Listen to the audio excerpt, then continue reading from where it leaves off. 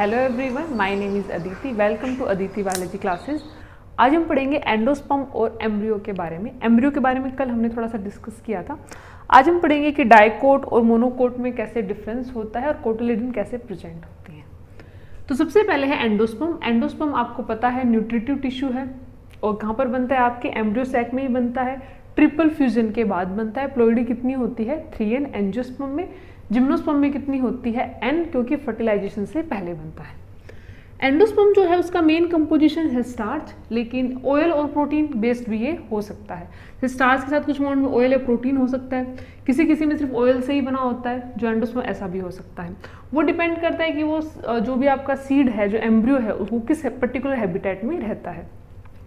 Type है free nuclear. Free nuclear आप बड़ी आसानी से समझ सकते हैं। फ्री न्यूक्लियर का मतलब है कि जो भी एंडोस्पर्म की आपकी प्राइमरी एंडोस्पर्म न्यूक्लियस है उसमें खूब सारे डिवीजन होते हैं, लेकिन उसमें कोई भी सेल वॉल फॉर्मेशन नहीं होती, तो इसको बोला जाता है फ्री न्यूक्लियर। जैसे आप जो नारियल का पानी पीते हो वो एक्चुअल में फ्री न्यूक्लियर क्या है, एंडोस्पर्म है।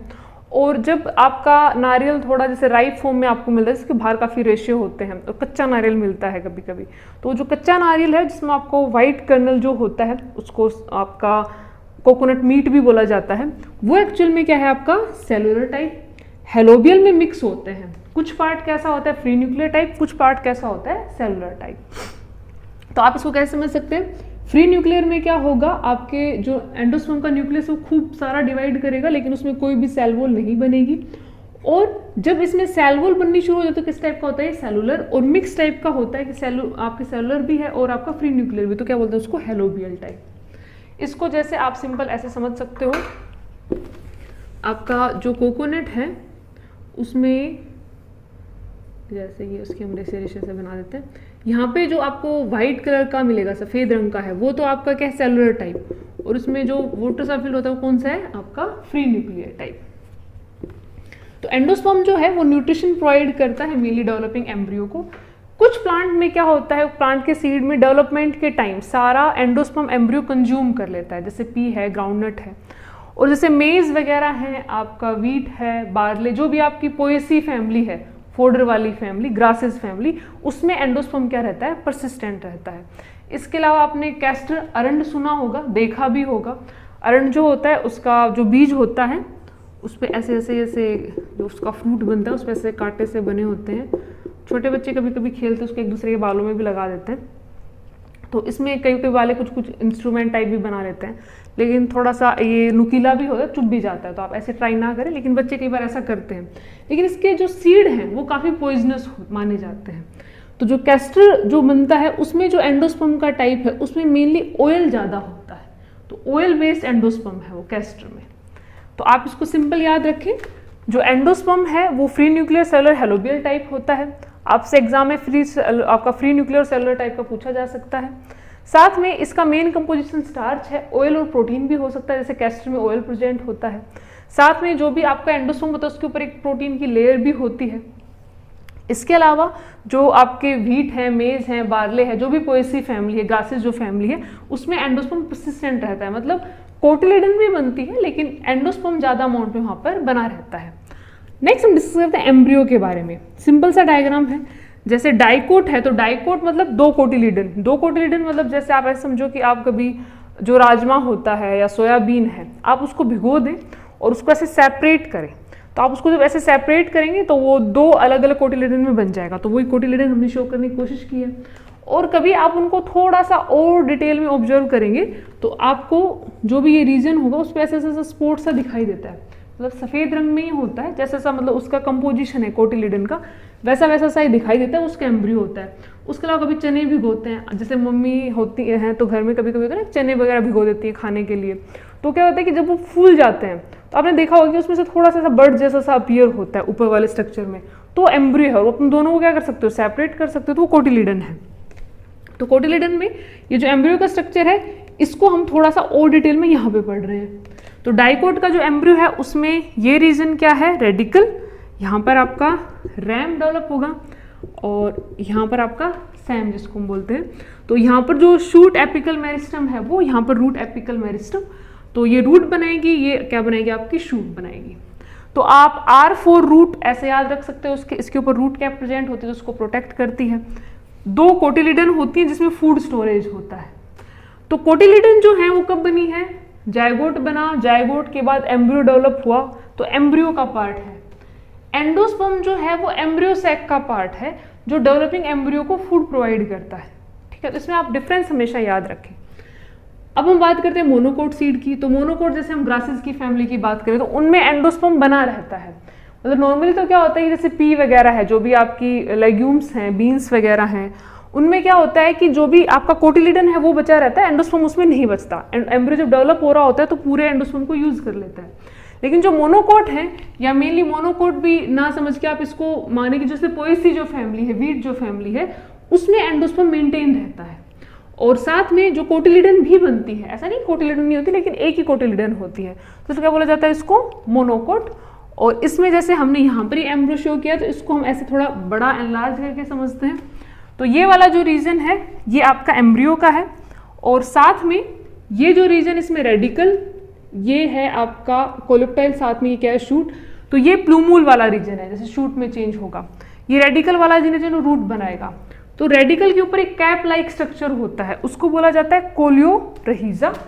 और आपके जो प्लूमूल वाला रीजन है, सब इसको प्लूमूल टाइप से समझ सकते हो, उसके ऊपर जो रीजन को बोलते हैं कोलियोप्टाइल। तो आप इसको ऐसे याद रख सकते हो, जैसे R4 रेडिकल, R4 रहीजा। तो रेडिकल की कवरिंग क्या है, कोलियोरहीजा, और प्लूमूल की कवरिंग क्या है, कोलियोप्टाइल। तो आप इसको ऐसे एग्जाम में कंफ्यूज ना हो, ऐसे याद रख सकते हैं। तो कोई भी एक याद रखें तो दूसरा अपने आप आपको याद हो जाएगा। तो जैसे coleoptile radicle, coleorhiza radicle, plumule coleoptile, ऐसे आप इसको याद रख सकते हैं। तो ये हमने देखा डाइकोट, डाइकोट का एम्ब्रियो, ये डाइकोट का सीड है, उसमें कोटिलिडन है, एम्ब्रियो है, एम्ब्रियो के लार्ज फॉर्म में 2 कोटिलिडन है, आपका प्लूमूल रीजन है, रेडिकल रीजन है। ये वाला स्ट्रक्चर है मोनोकोट, उसमें एंडोस्पर्म बना हुआ, इसमें एंडोस्पर्म नहीं रहता। और यहाँ पर जो आपका एम्ब्रियो उसको हमने एनलार्ज करके देखा है, ये रीजन जो है ये उसकी कोटिलिडन है, इसको स्कूटेलम बोला जाता है। तो आप इसको थोड़ा सा रिलेट करके ऐसे याद रख सकते हैं। नेक्स्ट इसमें आता है, जैसे आप कभी भी सीड जब भिगोते हैं, मेनली डाइकोट सीड, तो आप जो भी उसका अटैचमेंट पॉइंट होता है, जैसे ऐसे जो हम पॉइंट बनाते हैं, मान लो ये बीन्स है तो यहाँ पे ऐसे जो ग्रूव वाला हिलम जहाँ पर अटैच होता है, ऐसे स्क्वायर सा बना होता है।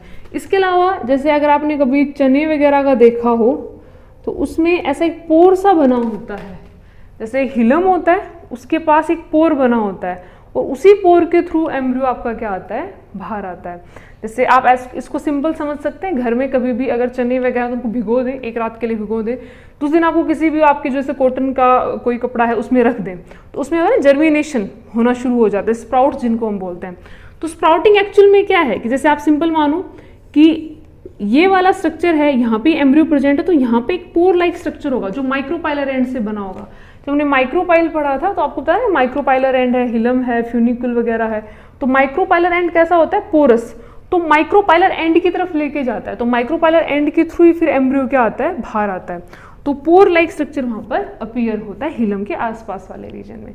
हिलम जो है वो जैसे स्कार सा प्रोड्यूस होता है जहाँ पे कभी सीड अटैच हुआ होगा। नेक्स्ट इसमें हम पढ़ते हैं थोड़ा सा सीड के बारे में, और एक परसिस्टेंट फॉर्म है जो आपकी एंडोस्पर्म की, उसके बारे में। जैसे एंडोस्पर्म जो है वो सभी में नहीं होता, जैसे ऑर्चिड है, ऑर्चिड की जो लगभग वैरायटी है उनमें एंडोस्पर्म बनता ही नहीं है, और इसके जो सीड होते हैं बहुत छोटे होते हैं, डस्ट पार्टिकल जैसे होते हैं। तो इनमें क्या होता है, ये इनमें होता है माइकोहिट्रोट्रोफी, मतलब ये फंगस पर ग्रो करते हैं। ये ऑर्चिड के जो सीड होते हैं वो जो फंगस होती है उससे अपना न्यूट्रिशन लेना शुरू कर देते हैं, तो इनमें एंडोस्पर्म होता ही नहीं है। इसके अलावा आपके जैसे बीट है और ब्लैक पीपर है, उसमें परसिस्टेंट न्यूसेलस होता है। मतलब न्यूसेलस जो कब बना था, जो इंटेगुमेंट की लेयर थी, हमने बोला था इंटेगुमेंट्री टैपेटम, वो बना रहता है, उसको बोला जाता है पेरिस्पर्म। तो आपके इस टॉपिक में जो क्वेश्चन आता है वो कैसे आता है कि जो स्टार्च है, जो एंडोस्पर्म है उसमें कंपोजिशन क्या हो सकता है, स्टार्च, ऑयल और प्रोटीन। ऑयल आप कैस्टर में याद रख सकते हैं। एंडोस्पर्म क्या है, एक न्यूट्रिटिव पार्ट है जो किसका पार्ट होता है, एम्ब्रियो सैक में बनता है, डेवलपिंग एम्ब्रियो को फूड प्रोवाइड करता है। फ्री न्यूक्लियर और सेलुलर, फ्री न्यूक्लियर में क्या आपका कोकोनट का जो वाटर है वो, सेलुलर में उसका जो कोकोनट मीट है वो। एम्ब्रियो की हम बात करें तो डाइकोट, मोनोकोट, डाइकोट मोनोकोट में सिर्फ उनकी आपकी प्लूमूल की पोजीशन, रेडिकल की पोजीशन, कभी कभी ऐसा होता है कि एग्जामिनर आपको सिर्फ डायग्राम दे देता है कि आप प्लूमूल, उसमें एरो होगा, आपको सिर्फ लेबल करना होगा कि प्लूमूल है या रेडिकल है।